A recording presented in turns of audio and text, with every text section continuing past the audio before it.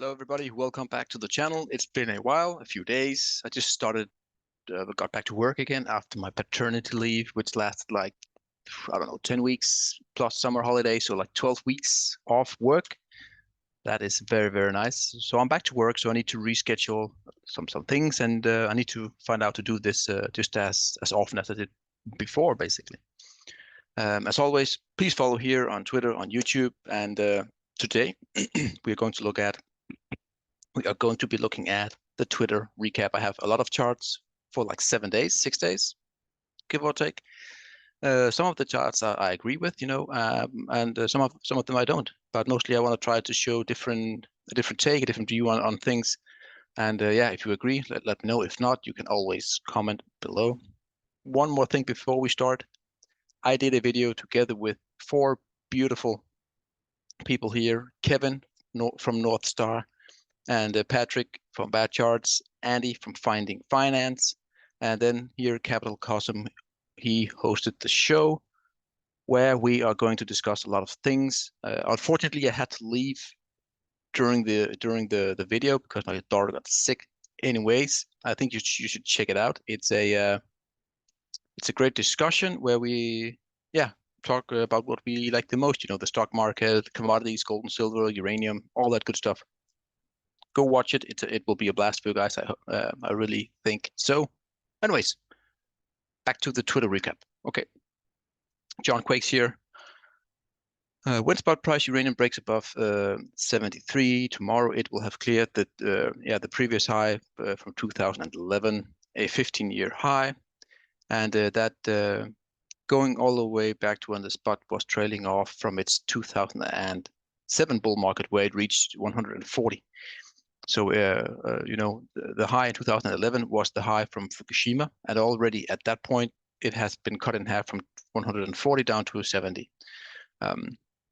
What I want to show here is actually usually on a chart in any it can be short term, it can be very long term, it doesn't matter. You have these 3 spikes to the upside or 3 spikes to the downside. And back here in the 70s, you had a spike of uranium up to like 50, give or take. And then in 2008-7, you had the spike to 140. Again, if we follow the rule of these 3 spikes high, then we are in for a higher spike now.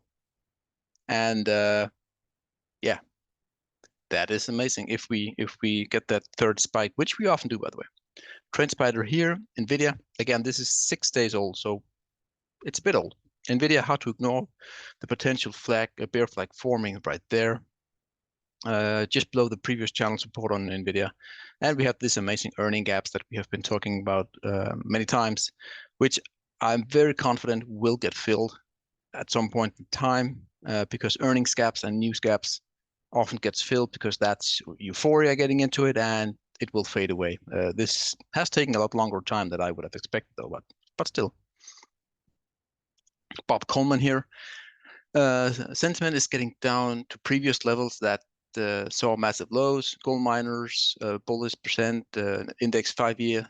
You can see here we are at 10 right now, and yeah, when we're getting down into the teens, I would have liked to see this go back even further. But getting into the teens is definitely where you usually see a bottom. Again, this is 6 days old, and the miners got hammered yesterday, big time. So we might even be lower today. Yeah, Grady here. Meet many globals that are against precious metals. Try to tell them that they get their head straight. This is Indonesia in gold. You can clearly see, just the move up, up, up, up, up, up. And Grady has posted many different currencies in gold where you have the exact same chart. Again, the last one to move is always the US dollar, gold in US dollar nominations, and it will come as well. It certainly will come as well because that's how the fiat game is playing. They have to debase the currencies, and that's the opposite of gold. So what do we have here?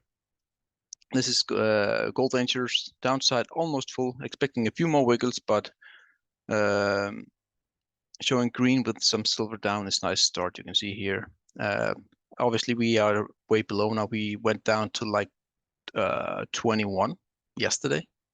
Big massive sell-off yesterday, and yeah, 21 is a big level if you have there's a horizontal line going here all the way, and then you have this one up from here. So definitely getting smacked here, and I believe the RSI is the lowest it has been in like 6 years or so, 5 years, 6 years. Again, RSI doesn't tell you much, but still, it's somewhat nice here. Quite similar again. The periods here we are down to 21 here, so a big drop. We actually dropped 10% since we saw this here.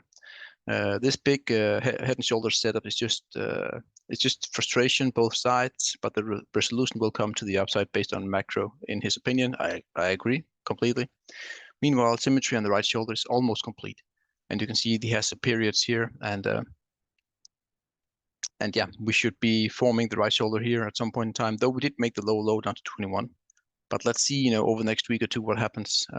But again, very frustrating, very insanely bad day yesterday for silver. It took out tremendous amount of technical support, and a lot of damage were done to the chart for silver. There's no denying that. I'm not going to say otherwise, really.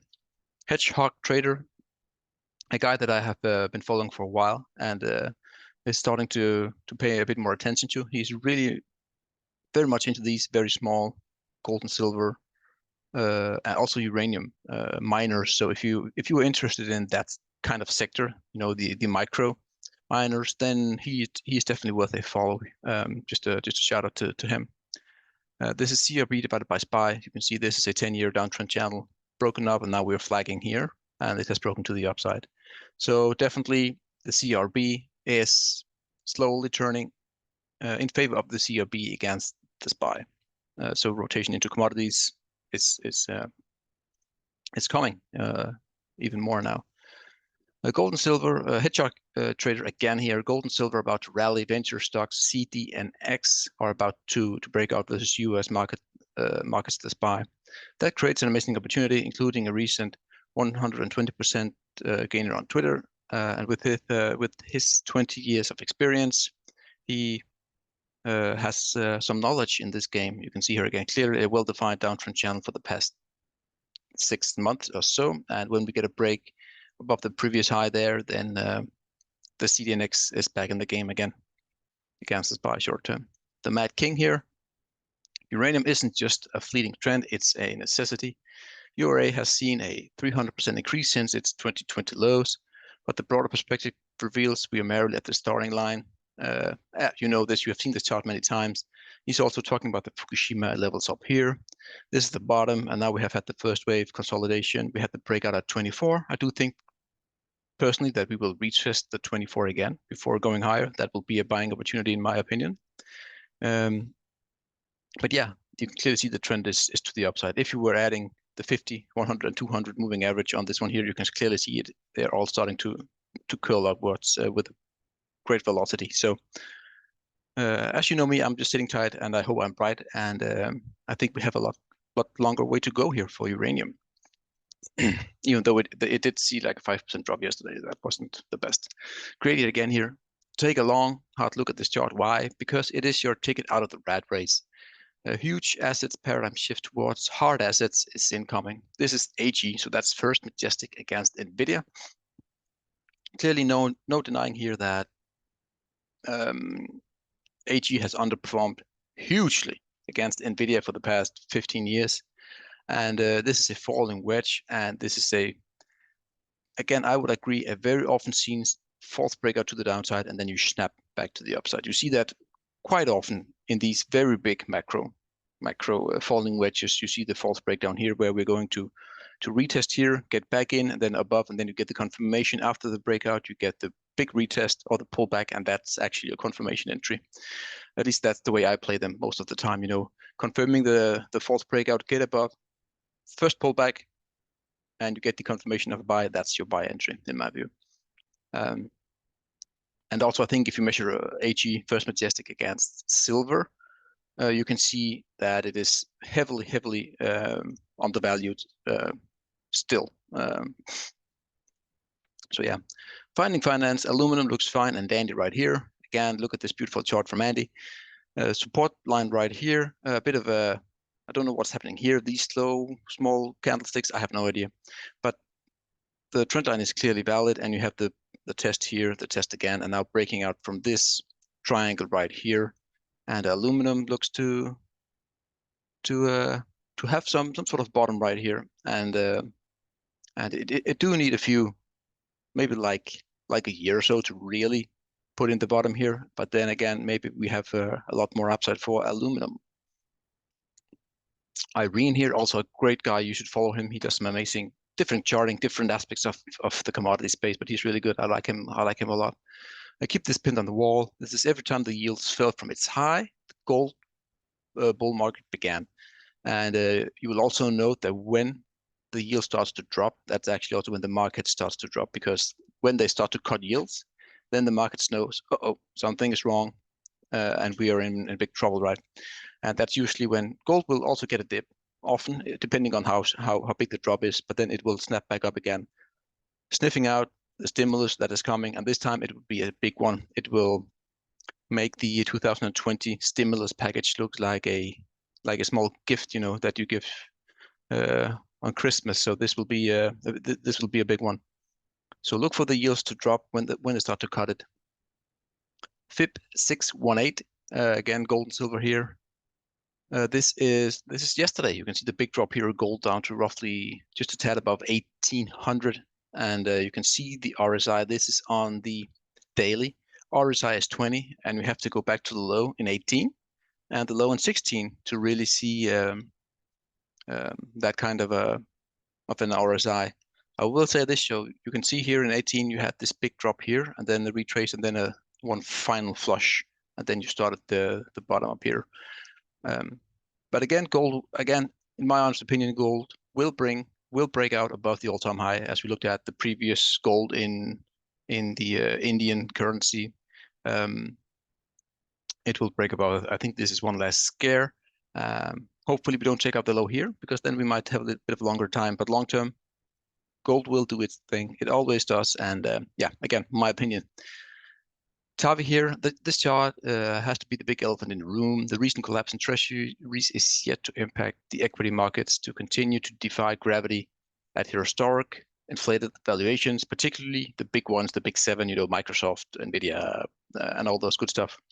You can see here, this is the treasuries collapsing big time. And this is the Nasdaq. So there's a huge gap. So which one will win? Will they meet in the middle, or will they? Or will one of them get to the other one? We have to wait and see. But I do think there is somewhat of a rally coming into treasuries, one last rally, before rates go higher again. So maybe, you know, they will meet somewhere in the middle. I have no idea. Or yeah, let's have a look at great chart anyways by Tavi there. This one I really enjoyed when I saw this one here. I haven't seen this guy before, but it popped up, and the direction in which this ratio resolves will give us an important information about how we want to position our portfolio in the coming months. So this is the Nasdaq 100 against the Russell, and just clearly we are in a tight squeeze pennant right here at this triple top for now. But yeah, again, I've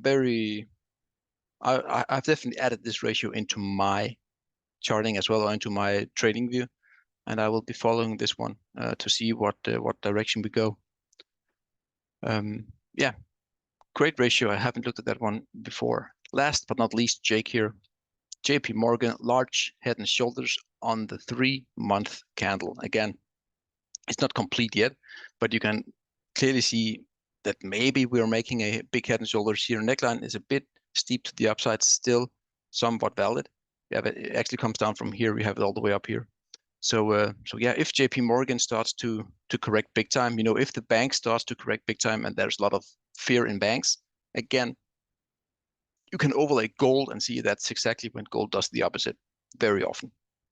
So that was my take. That was what I have gathered for like 5-6 days. I hope you enjoyed it. Just a reminder, this one here, I think you will enjoy it. At least I did. I was very proud to be among these guys here and talking to them. I have been talking to them before, but I learned so much from these guys, and yeah, it's a very valuable moment for me. Learned a lot, and I'm pretty sure you will do the exact same. Anyways, guys, have a great one, and we will see you in the next one. Cheers.